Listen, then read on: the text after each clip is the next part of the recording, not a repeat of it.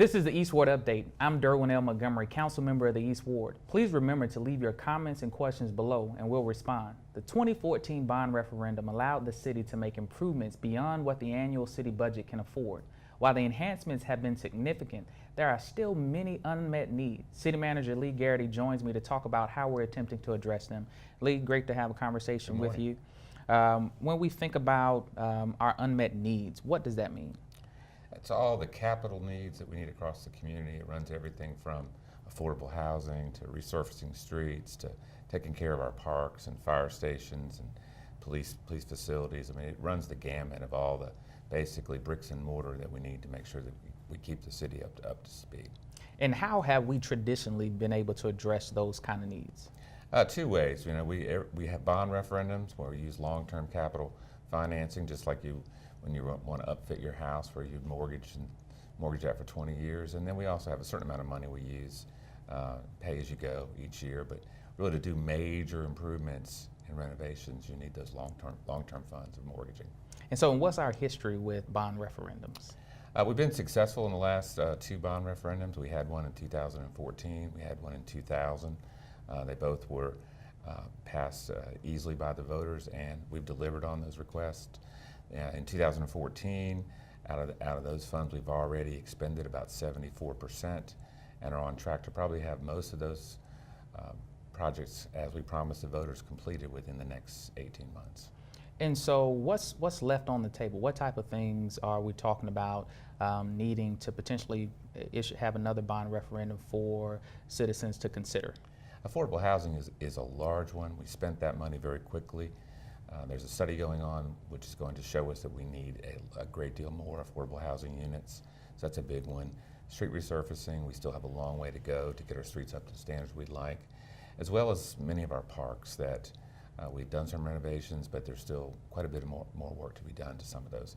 Winston Lake Park is a great example. We're doing the aquatic center, but the lakefront really needs to be renovated. And so what's the process? So we began the process with looking at what we knew we had as unmet needs, but we pulled the community in. What happened? Yeah, we took that list of about $600 million in needs, and council appointed, back in August, they appointed a citizen committee who spent 3 months going through that list, and they prioritized a short list of about $120 million in projects. Council now is reviewing those projects. We've had one workshop in January, and we're scheduled to have one here in the end of February. After that, we'll be going out to 9 community meetings to make sure that we're in sync with what the community wants. All right, and from there, what timeline are we looking at? After that, then we come back to council in May. In order to meet the ballot requirements, council, if they're going to do a referendum, would have to set it in June for that November bond referendum.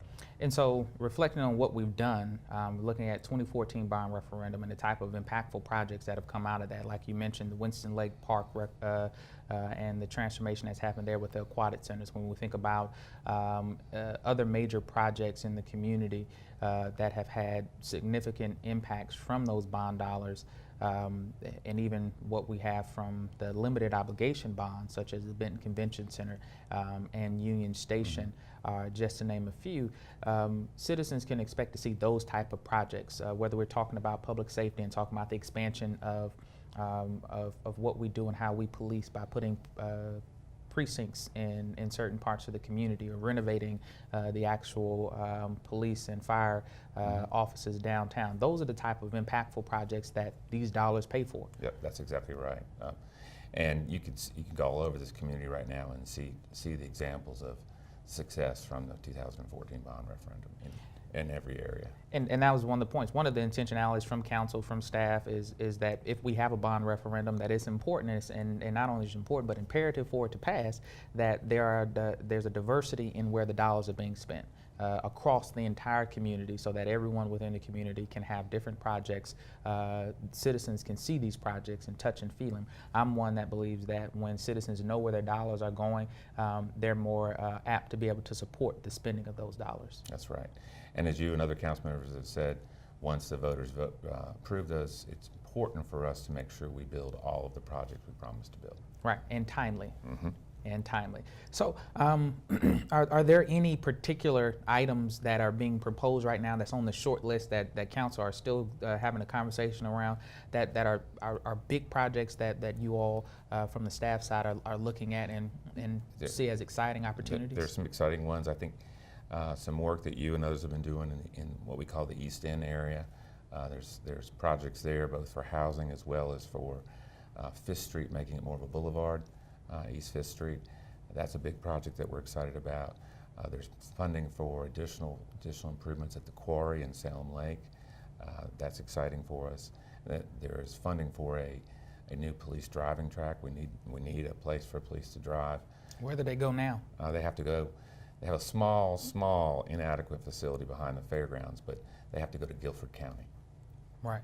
And so many of these dollars as they're spent, again, these are local dollars. One thing that's important about the bond to understand is people, when we look at $120 million or what the last bond referendum was, these are dollars that are additionally infused into the local economy. We use local contractors for the most part to do much of this work, subcontractors meeting MWBE goals, and the council has taken a very, very clear stance that we want all developers to be able to meet these standards, and when they don't make good faith efforts, that we will reject those bids. That's exactly right. In fact, in the last bond referendum, we've already exceeded the goals of council. The MWB participation is well over 20%, and for the smaller projects, it's well over 50%. So we've been very intentional to try to not only spend the money locally, but also with minorities and women.